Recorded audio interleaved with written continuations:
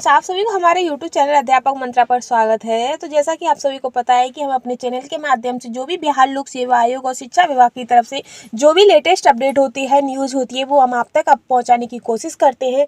तो ये आपकी अभी की ये आपकी न्यूज़ है कि आवास भत्ता की जगह अब स्कूल के 3 किसी किमी के दायरे में रहने की व्यवस्था होगी और जो नवनियुक्त शिक्षकों को 3 कमरे तक का मिलेगा आवास। यानी कि जो आपकी नई नियुक्ति हुई है उसमें जो टीचर्स हैं उन्हें रहने के लिए 3 किलोमीटर के अंतर्गत ही आपको इस जगह भी दी जाएगी और साथ में ही आपको जो जगह होगी, आपको जो रहने के लिए आवास मिलेगा वो 3 कमरों तक का आवास आपको मिलेगा। 3 कमरों तक का तो आप समझ सकते हैं कि आप अपनी फैमिली के साथ भी रह सकते हैं। जिनकी शादियाँ हो गई हैं तो वो अपनी फैमिली के साथ भी रखते हैं या फिर अपने माँ बाप के पास भी रह सकते हैं, तो उन्हें घर से दूर रहने की कोई ज़रूरत नहीं पड़ेगी, वो सभी को अपने पास ही रख सकते हैं।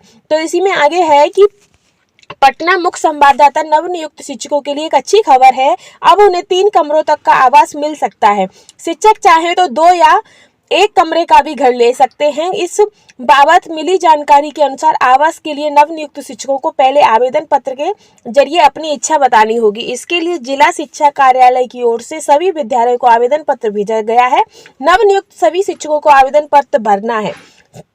शिक्षक जैसी जानकारी देंगे उसी के अनुसार शिक्षा विभाग की ओर से उनके लिए आवास का निर्माण कराया जाएगा। बता दें कि शिक्षा विभाग अब तक शिक्षकों को आवास भत्ता देता रहा है, लेकिन अब स्कूल के 3 किलोमीटर के दायरे में आवास मिलेगा।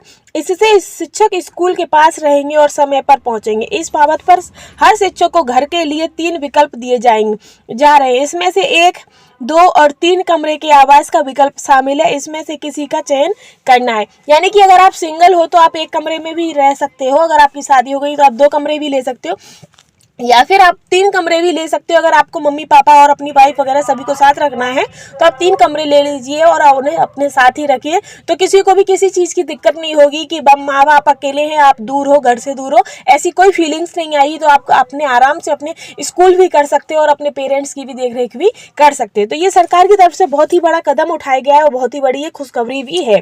फिर आगे है आपका आगे राज्यकर्मी का दर्जा मिलने पर नियोजित को भी सुविधा। तो बीपीएससी से नियुक्ति और दोनों ही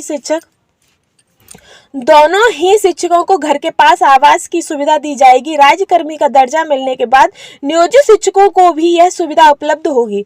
वेतन मद में आवास की राशि सीधे मकान मालिक के खाते में दी जाएगी। जो शिक्षक मकान लेंगे उन्हें आवास भत्ता नहीं दिया जाएगा। यानी कि जो अध्यापक होंगे, जो नवनियुक्त शिक्षक हैं, उन्हें रहने का आवास भत्ता नहीं दिया जाएगा। उनके जो मालिक होंगे, जिनके मकान में वो रह रहे होंगे, उनके मालिक के ही अकाउंट में सीधे रुपए कट जाएंगे, आपको किराया भी नहीं देना पड़ेगा।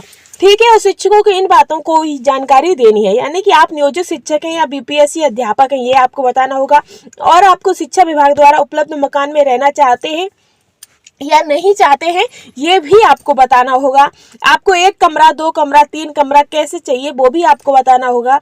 क्या आप अपना मकान दूसरे शिक्षक के साथ साझा करेंगे? यानी काफ़ी लोग अपना जो है, जैसे उन्होंने 2 कमरे ले लिए हैं और वो 2 अपने और उनके टीचर्स होंगे, उनके साथ वो साझा करेंगे या नहीं करेंगे, ये भी उन्हें बताना होगा।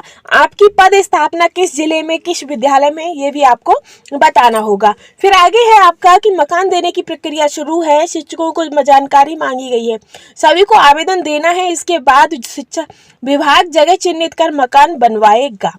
ठीक है, तो ये तो हो गया आपकी अभी की बहुत ही अच्छी खुशखबरी है। सभी नवनियुक्त शिक्षकों के लिए बहुत बड़ी खुशखबरी है कि उन्हें जो उनके रहने के लिए वो सबसे बड़ी दिक्कत थी, उनके रहने की व्यवस्था नहीं थी, अब वो भी सरकार उन्हें प्रोवाइड करा देगी। तो इससे बड़ी खुशखबरी क्या होगी। तो ऐसी ही लेटेस्ट अपडेट के लिए हमारे चैनल के साथ बने रहिएगा। और यदि आपने हमारे चैनल को लाइक, शेयर एंड सब्सक्राइब नहीं किया तो प्लीज़ हमारे चैनल को लाइक, शेयर एंड सब्सक्राइब कर लीजिएगा। Thanks for watching.